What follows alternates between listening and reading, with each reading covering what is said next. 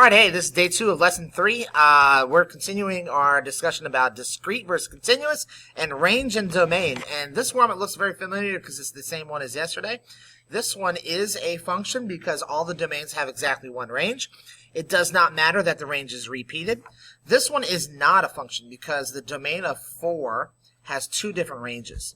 So domain 4 can't have 2 different answers of $18 and $21 because that would not make any sense in the context of the question. Therefore, it is not a function. All right, so I had already stated, so we are going to continue, and we're going to be interpreting functions. So in this case, this is called a piecewise function. It's something we'll do at the end of the year. Piecewise function just means it's more than one piece. Both functions have the same domain at what? What is the domain of the both functions? So when do these two functions have the same answer, same domain? So you have the same domain. Both functions have the same domain from negative 1, 2, 3, 4, all the way up until positive 1, 2, 3, 4. So from negative 4 to positive 4 and everything in between is when they overlap. What is the range of f of t? F of t is the one that's straight. The range will be a lowest point is negative 1, 2, 3, 4, 5, 6, 7, 8, 9. So negative 9 is less than or equal to y, which is less than or equal to negative 1. Because that's the highest point that f of t ever gets is negative 1. What is the range of g of t? G of t goes all the way down to negative 1, 2, 3, 4, 5, 6, 7. And it has a height that goes all the way up to 1, 2, 3, 4, 5, 6, 7, 8, 9. All right, what two values does f of t equal g of t? Well, you can see that these two functions only cross twice. They cross once right here, and they cross once right here. So for what two values of f of t, that means the answer, f of t, that's the independent variable, equals the dependent variable. So this answer is at negative 1, 2, 3, 4, and the other answer is at negative 6. All right, so the next question asks us, on what interval is t? Is f of t less than g of t? F of t is less than g of t from here to here. If we're thinking of time-wise, going straight across from left to right in time. At the very beginning, f of t is below g of t. But then slowly they come to meet right here at this point. And then they're the same. And then f of t is actually above g of t for a short period of time before they're the same again. And then g of t is greater from that distance further. So the point where they met was at negative 1.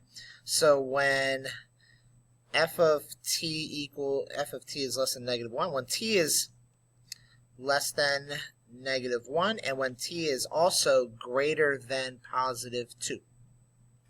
Create an expression using one range value from each graph that has a sum of negative 12. So there's multiple answers to this question. You can find any 2 points where they're equal negative 12. Now I'm going to clear this off. So like for instance, f of t, so f of 2 would equal 1, 2, 1, 2, 3, would equal negative 3. So then I'm looking for something else that's going to equal negative 9. And when is g of going to equal negative 9? Okay, it looks like I'm going to have to choose a different answer for f of because there is no value that's going to be that low. So let's try f of 1, 2, 3, 4, f of negative 4. F of negative 4 has an answer that is negative 9, and then I just need something that's going to equal negative 3, and that would be g of 2. So f of negative 4 plus g of 2, because that equals negative 3. So technically, these were the two answers. These two added equals negative 12. What is g of 4 minus f of 4? Okay, so g of 4, 1, 2, 3, 4. G of 4 is 9. And f of 4 is negative 1, so 9 minus negative 1 is 10. F of 3, 1, 2, 3 is, okay, f of 3 I need to go down to negative 2. And g of negative 2 is 1, 2, 3, negative 3. So which one is greater? That would be f of 3. F of 3 is negative 2, which is 1 greater than g of negative 2. All right, so the homework was... So it looks like we have covered that. So we have covered, I know yesterday's homework also included at the bottom of your paper. This is the top part of your paper. Why does this graph represent a function? Because each domain has exactly one range. There's no point where this graph is on top of itself. Are the variables discrete or continuous? It's discontinuous because it never stops. There's no breaks in between. What is f of 3? F of 3 is 1, 2, 3, 1, 2, 3, 4, 5, 6. What are the values of x? Does f of x equal 2? So when does this graph have a height of 2 is basically what it's asking you. Because remember, the equals is always the dependent variable, which is the range, height, up and down. So when does it have a height of 2? That would be at negative 1, 2, 3. Negative 3 is when it has a height of 2. What is the domain of this function? Is just simply where does it begin from left to right. So that would be negative 1, 2, 3, 4, 5, 6, 7, 8, 9. From negative 9 is less than or equal to x, which is less than or equal to 1, 2, 3, 4, 5, 6. What is the range of this function? Range is the height up and down. So I know it has a lowest point of negative 2. And it has a highest point of 1, 2, 3, 4, 5, 6, 7, 8.